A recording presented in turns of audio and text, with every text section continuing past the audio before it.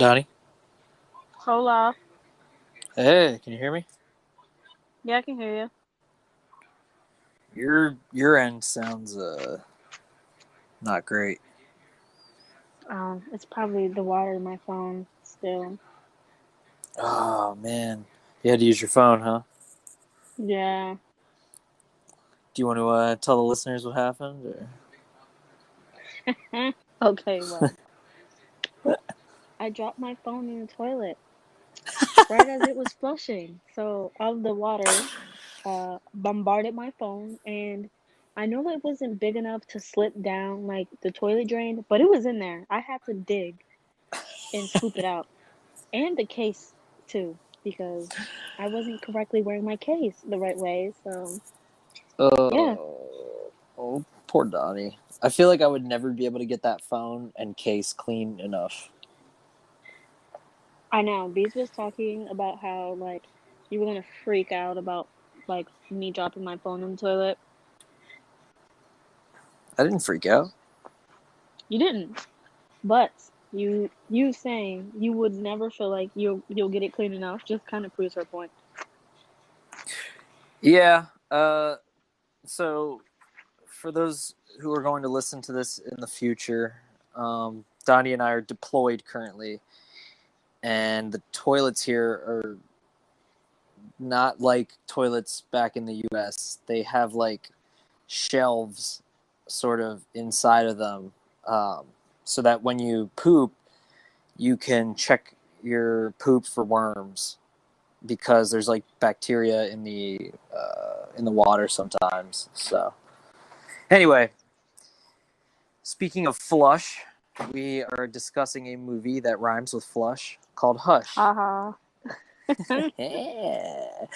It's from 2016. Cool little fact about this movie: the main character is played by Kate Siegel or Siegel. I think it's Siegel, and I think her it's and her Siegel. husband. Yeah, her and her husband. Her husband directed it, and they both wrote it and produced it, which I thought was really cool. So, do you want to give the plot synopsis? Yeah. Okay. So this movie takes place like deep in the woods, and it's about this deaf woman who is a writer. She is basically being pursued by this guy that wants to kill her for whatever reason, just because he can.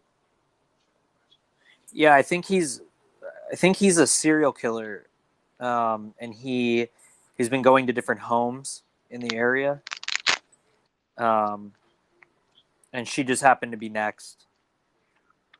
Which I find crazy because I don't know. Like if he was well, she didn't have a TV, so she kind of probably wouldn't even know if there was a serial killer like around the area.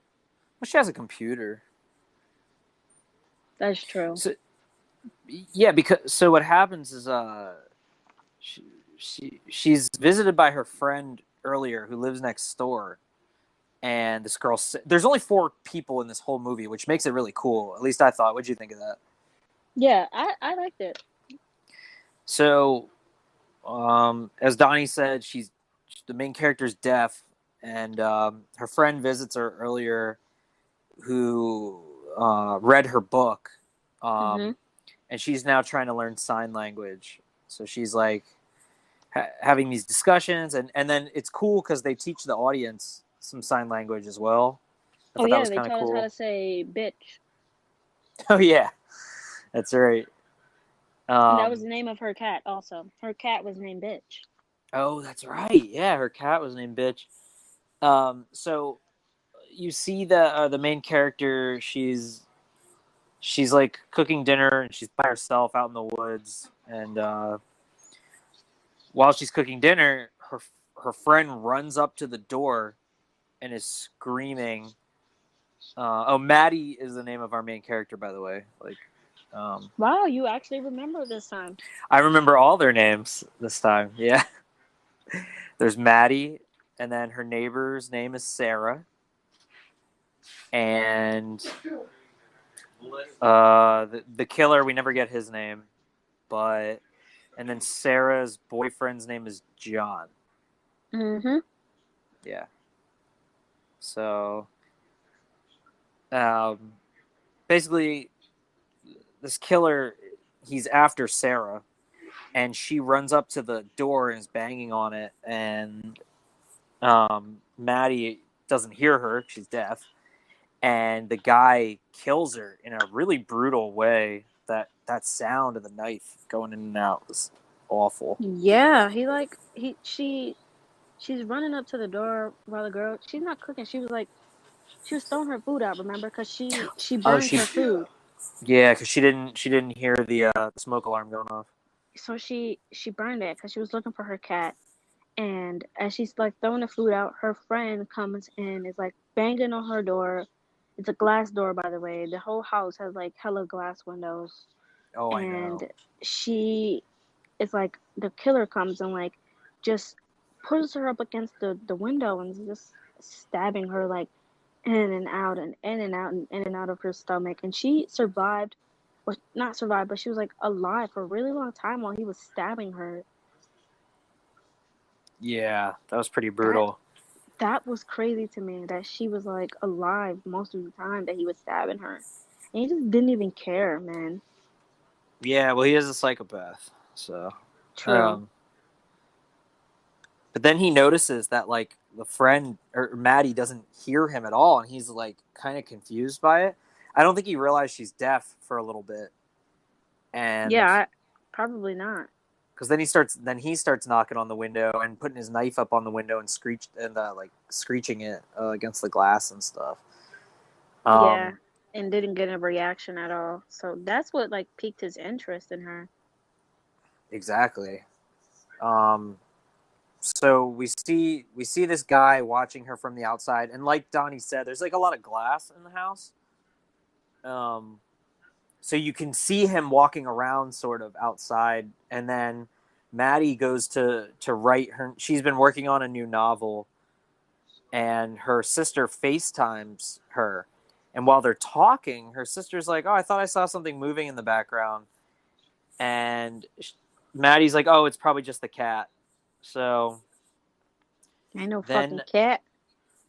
then the killer swipes Maddie's phone and he starts sending her pictures of her from behind, and she notices that her door is wide open. That was so creepy, by the Yeah, way. it was. Um, It really was.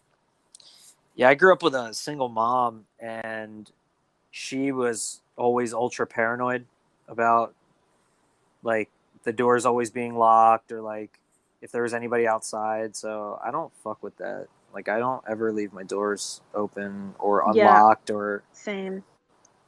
I barely open windows. My wife opens windows. I'd never really do that unless it's the summertime because I never I really mean, use AC. I don't know. no, I'm just paranoid. I definitely, I open my windows. I get hot, but I close them before I go to sleep because Yeah, because you and I are very similar the way we sleep with like I honestly so I've been closing my doors for the our wall lockers. Like I the only reason I sleep with the one of them open is because it blocks me from anybody seeing me. Like the door swings out and it just kind of blocks me enough. But because for those of you who've never deployed before, you don't really have much like privacy or anything, so kind of have yeah. I you can mean, kind of I'm hide out in the yourself. open, like Oh very out in the yeah, open, yeah, you which I are. don't mind, But but everybody else in your room has like a blanket for curtains up or something. yeah, and I So didn't feel like doing all of that. But like, even then, I'm never sleeping with any, I don't sleep with doors open, I don't sleep with windows. yeah, up. I don't do Oh, there you any of are. that. That stuff is crazy to me, to sleep with anything open. You just never know if someone's in there. Yeah, no, I agree. Um, so anyway, the killer she runs to go. She shuts the door on time, and what's cool about our character Maddie is she she wasn't always deaf. I think it says on the back of her book, like you kind of see a shot of like something that happened to her, when she was She 12. She got had like some. meningitis Yeah, that's right. She had and meningitis. went deaf at 12. So she does hear a voice in her head. Mm-hmm. I don't know about you, but I hear a voice in my head all the time. I Of also have like horrible course. OCD. I So talked yeah, to but we all myself. yeah, I talk to myself all the time, and it's strange, like the voice that you hear, because for her, she hears her mother's voice. She says, Yeah. Mm-hmm. she tells her friend earlier in the film, that she hears her mother's voice when she's thinking. Um, so she starts going over like all these different things in her head, and you hear her mother's voice, and it's pretty cool. It's an interesting part of the film. I don't know if it sounds cheesy when I talk about it, but it's actually really well done. No, So I liked it. Like when she was yeah, like not to skip like a lot of the movie, but like in the one part of the movie where we get to hear like the voice in her head, she's yeah, trying to escape and she's like thinking of like all the ways that she can escape and like planning the wrong endings because in the beginning of the movie as she's writing the book she's stuck on the ending of how she wants to end the book and she's like I have 7 different yeah, endings. And so back when she was like trying to figure out, she was like, this is the wrong ending. Like if I do this, it's not gonna turn out right, like I can't do this. I have to think of a different way to do this. And so you hear the voice in her head going off on all the different like scenarios that can happen if she was to make that one choice.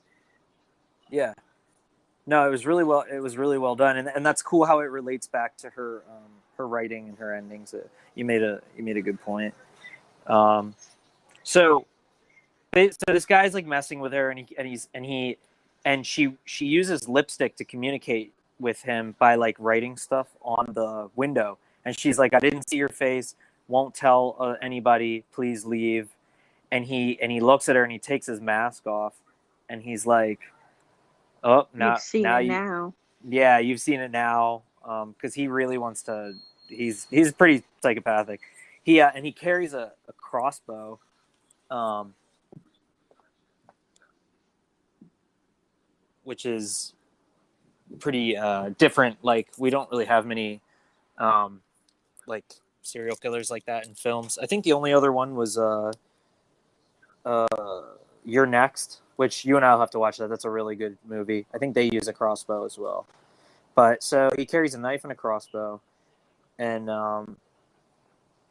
he so he's walking around the house. He's like scoping her out. He's trying to find any doors that are open or anything. I think Mm-hmm. he see at first you kind of think like maybe he was just playing with her, but I think he just gets overconfident because after she locks the door, he really is trying to find like a way in. So she remembers like, oh, her dead friend probably had a cell phone on her, so she is able to distract him. Um, and she crawls out the window for a second to try to get her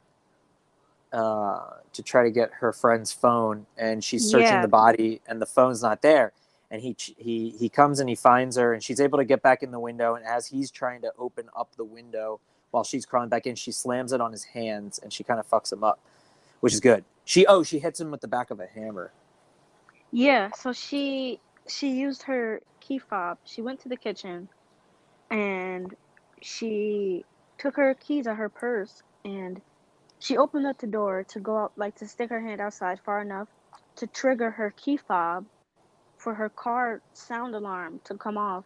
That way he would That's go to the right. car and then she climbed out of the window and while he That's was at right. the car, he basically like yanked the system out or something like that to stop the noise from blaring and then she tried to grab the phone. I think that was really smart. Even though It like I was really was I smart. was scared, she made some really smart choices that I probably wouldn't have thought to do the things that she Oh did. yeah, she used everything in her power. Like it was really interesting because she keeps thinking to herself, she's like, all right, she's miles from nowhere, and she's trying to think of all these different things, just for basic survival. So at one point, she goes upstairs, crawls out onto the